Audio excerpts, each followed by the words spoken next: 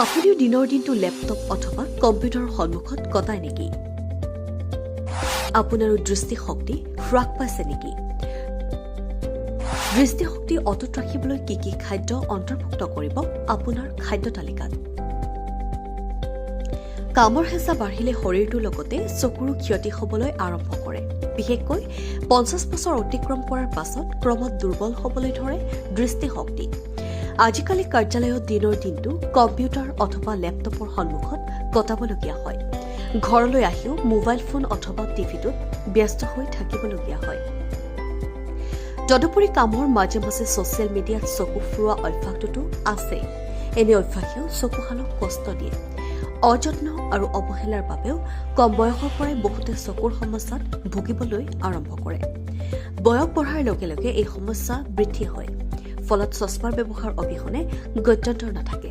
পিছে চশমা ব্যৱহাৰ কৰিও বহুতে স্পষ্টভাৱে নেদেখে। বিশেষকৈ 50 বছৰ বয়স পাৰ হোৱাৰ পাছৰে পৰা এনে সমস্যা আৰম্ভ হয়।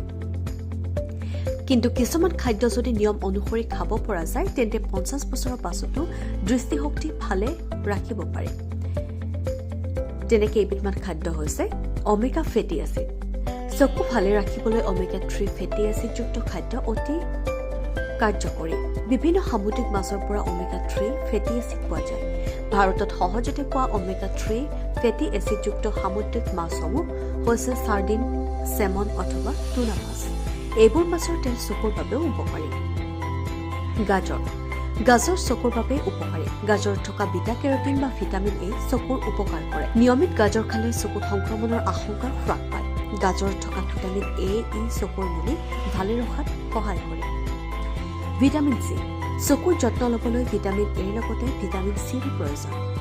ভিটামিন চিৰ আটাইতকৈ উৎকৃষ্ট উৎস হৈছে নেমু। সেয়েহে দৃষ্টিশক্তি অটুট ৰাখিবলৈ নিতৌ নেমু খাওক। দুগ্ধজাত খাদ্য। গাখীৰৰ লগতে সকলোবোৰ দুগ্ধজাত খাদ্যই চকুৰ উপকাৰ কৰে। গাখীৰ বা দৈত প্ৰচুৰ পৰিমাণে ভিটামিন এ আৰু জিংক থাকে। এই দুবিধ উপাদানে চকুৰ যতন লোৱাত সহায় কৰে। গাখীৰ খালে যিসকলৰ এলাৰ্জিৰ সমস্যাই দেখা দিয়ে তেওঁলোকে কাঠবাদামৰ পৰা পোৱা গাখীৰ খোৱা কৰিব পাৰে। News desk report, NDTV।